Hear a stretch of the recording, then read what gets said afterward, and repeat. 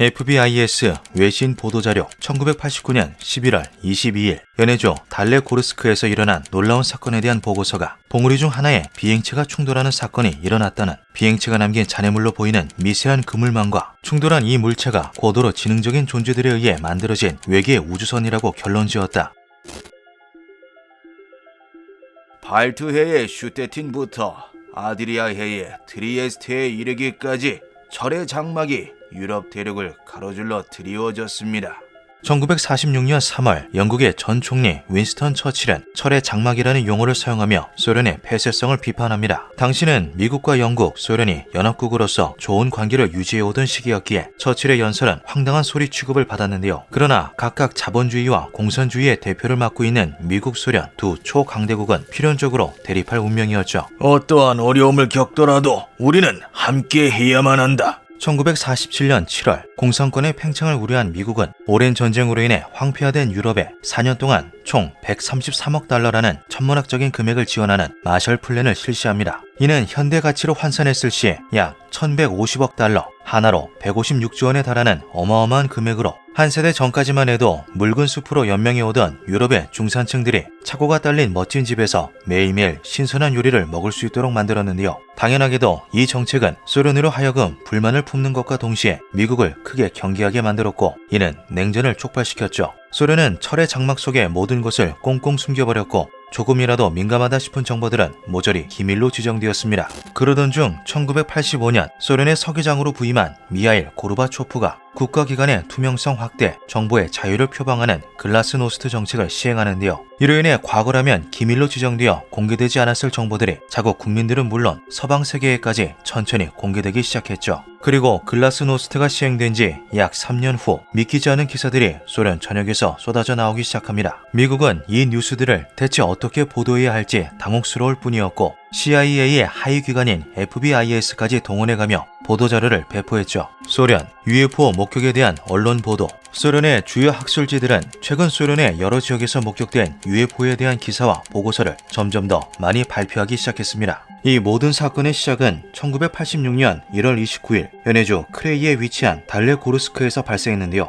우리는 이상한 물체를 봤어요. 밝은 노란색으로 태양처럼 보였죠. 오후 6시경 남동쪽에서 빛나는 구체가 날아오는 모습을 여러 주민들이 목격했죠. 아무런 소리도 없이 빠른 속도로 움직이던 이 물체는 수많은 시선들이 지켜보는 가운데 천천히 마을 위를 맴돌았습니다. 비교적 낮은 고도에서 비행했기 때문에 사람들은 비행체를 아주 자세히 관찰할 수 있었는데요. 조종석이나 엔진 같은 추진 장치는 어디서도 찾아볼 수 없었고 어떠한 용접 자국이나 틈도 없이 매끈한 표면을 가지고 있는 구체는 그야말로 UFO 그 자체였죠. 빨간색과 주황색으로 색깔을 바꾸었어요. 고도를 높일 때는 밝아졌고 고도를 낮출 때는 어두워졌죠. 그러던 중 갑자기 UFO가 어딘가 문제가 생긴 듯 이상한 행동을 보이기 시작했습니다. 나는 불타는 풍선이 이쪽에서 날아가다가 저 언덕에 떨어지는 걸 봤어요. 마치 어떻게든 기능을 회복하려는 듯한 불안한 비행을 이어가던 UFO는 결국 추락하고 마는데요. 폭발음도 들리지 않았고 성광도 보이지 않았어요. 여러 번 오르락내리락 한 뒤에 언덕 너머로 사라졌죠. 지면과 강하게 충돌한 UFO였지만 다행히 폭발하지는 않았죠. 그 후 화재가 발생했고 1시간 동안 불탔어요. 둔탁한 쿵소리를 마을 전체에 울린 이 사건은 추락 지점에 커다란 화재를 발생시켰습니다. 다행히 UFO가 충돌한 산에는 두텁게 눈이 쌓여 있었고 화재는 자연스레 진압되었는데요. 도저히 믿을 수가 없는 사건을 보고받은 소련 과학자들은 그 즉시 달레고르스크로 향했죠. 약 3일 후 발레리 듀뷴지니가 이끄는 과학자 그룹이 현지에 급파되었습니다. 반신반의하는 심정으로 추락 장소에 도착한 발레리는 너무나도 확실한 증거들이 눈앞에 놓여있는 모습에 깜짝 놀라고 말았는데요. 약 3제곱미터 넓이의 눈이 모조리 녹아 있었고 범위 내의 암석들과 나무들은 고온에 노출된 것처럼 검게 그을려 있었죠. 그리고 UFO의 잔해로 추정되는 정체불명의 금속 조각들이 여기저기 흩어져 있었습니다. 샘플들을 수거해 연구소로 가져간 과학자들은 분석 결과에 경악했는데요. 파편 안에는 매우 이상하고 특이한 작은 필라멘트가 있었습니다. 석영 필라멘트 내부에는 또 다른 필라멘트와 금으로 구성된 7마이크론 두께의 그물 조직이 있었습니다.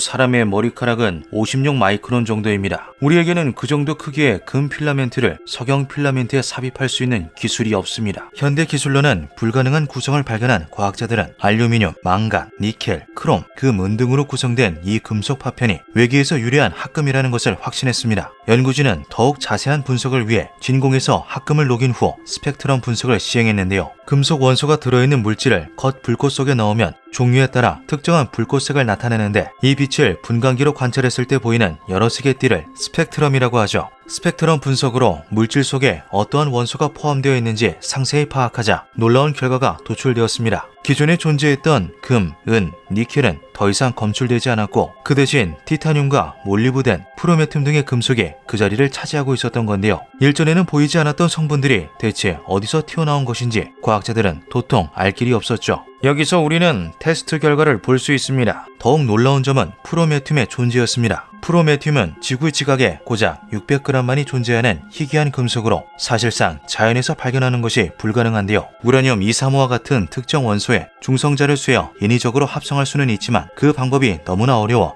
미국조차도 연간 650g가량을 생산했던 것이 고작이었다고 하죠. 현재 인류는 프로메튬을 대부분 연구 목적으로만 사용하고 있으며 극소량만을 야광 페인트로서 신호등과 같은 곳에 발광체로 활용 중입니다. 프로메튬을 활용하여 원자 배터리를 만들 수도 있기 때문에 과학자들은 프로메튬이 향후 우주 탐사선이나 위성의 에너지원으로 사용될 가능성이 있다고 전망하였는데요. UFO가 추락한 장소에서 프로메튬이 발견되었다는 것은 압도적인 기술력을 가진 외계인들이 이미 UFO의 에너지원으로 프로메튬을 활용 중이다라는 추측을 하게 만들었죠. 한편 또 하나의 기묘한 사실이 의사와 생물학자들에 의해 밝혀집니다. 현장에서 방사능과 같은 신체에 해로운 물질이 전혀 검출되지 않았음에도 불구하고 당시 UFO가 추락한 장소를 조사한 과학자들의 적혈구 수가 감소한 것인데요. 심지어 추락 현장에서는 생물이 타고 남은 재로 추정되는 가루까지 발견할 수 있었습니다. 하지만 아쉽게도 화재가 너무나 격렬했던 탓에 재에서 DNA나 기타 종을 추정할 수 있는 무언가를 추출하는 것은 불가능했다고 하죠. 당시 UFO가 추락했던 장소의 고도가 611m라는 것에 유래해 힐 611 UFO 크래쉬 혹은 하이트 611 UFO 크래쉬로 불리게 된 이 사건은 수많은 목격자와 증거에도 불구하고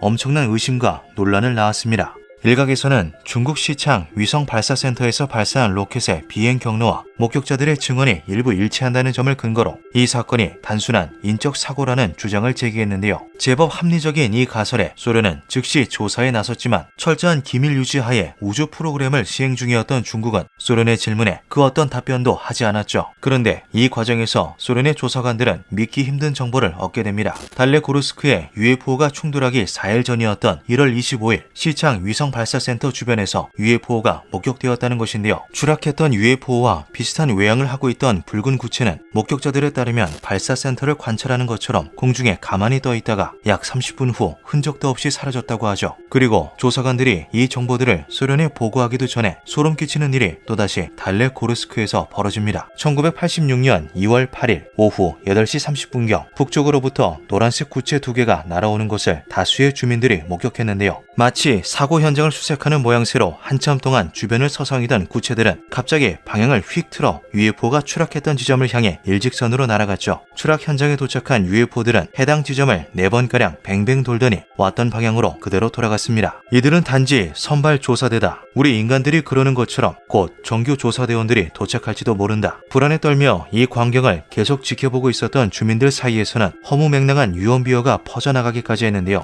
1년 10개월 후 1987년 11월 28일 오후 11시 24분 연해주 부근의 군사기지에서 비행하는 정체불명의 구체에 대한 보고가 쏟아지기 시작하죠. 소련 군인들은 약 32개의 UFO가 주변 도시에 퍼져 있다라는 보고를 받고 신속히 각 도시로 출동했습니다. 엔진 불꽃과 같은 식별할 수 있는 추진 장치가 없었다. 소음은 일절 없었고 150에서 800m 사이의 다양한 고도에서 비행했다. 그리고 수많은 민간인과 군인들은 상공 위에 덩그러니 떠있는 수십 대의 UFO를 목격하게 되는데요. UFO가 지나갈 때마다 지상에 위치한 전자장비들이 오류를 일으켰고 군인들은 아무런 대응도 할 수가 없었죠. 목격자들에 따르면 이 비행체들 중 13대가량이 따로 떨어져 나와 달레고르스크로 향했다고 합니다. 현지 채석장의 인부들은 5층 건물 크기의 UFO가 다가오자 공포에 질려 허둥지둥 대피했다는데요.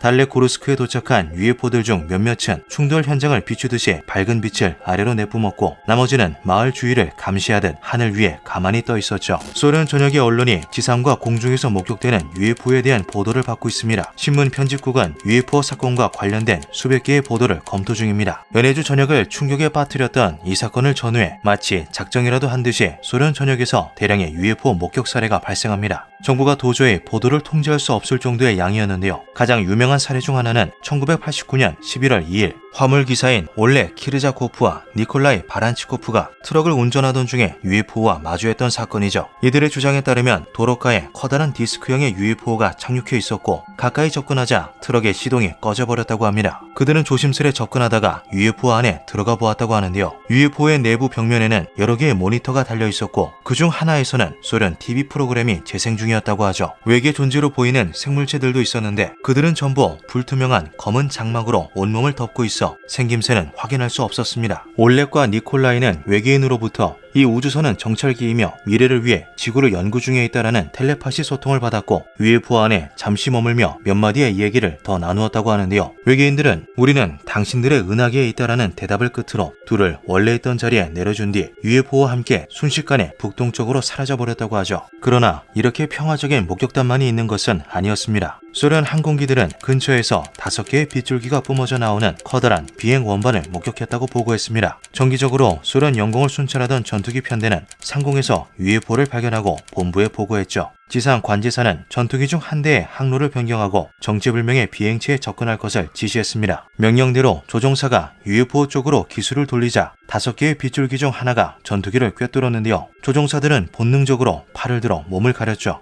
직경 20cm의 밝은 광선이 그의 몸을 통과했습니다. 두 조종사 모두 열감을 느꼈습니다. 대각선으로 발사된 광선은 부조종사인 바사만을 투과했습니다. 비행을 마치고 기지에 귀환한 이후 바사는 갑작스러운 의식상실을 비롯한 심각한 건강 악화 상태에 빠졌는데요. 5개월을 채 버티지 못하고 사망한 바사의 시신을 부검한 결과 암과 방사선에 의한 유기체 손상의 공식적인 사인으로 밝혀졌죠. FBIS의 외신 보도자료에 따르면 놀랍게도 이 모든 것들은 공식 의료 기록에 고스란히 남아있다고 합니다. 1986년부터 1989년까지 소련 전역을 혼란에 빠뜨렸던 빛나는 비행체는 어느 순간 자취를 감추며 더 이상 기록에서 등장하지 않았습니다. 이들의 3년간 행적은 마치 우리 인류가 외지에서 발생한 사고를 조사하고 수습하는 과정과 비슷해 보이기도 하는데요. 과연 소련에서 벌어졌던 UFO 추락과 그 후 발생했던 일련의 사건들은 무엇이었을까요? 소련의 붕괴와 함께 잔해 속에 파묻힌 미스터리는 아직까지도 풀리지 않고 있습니다. 기묘한 밤이었습니다.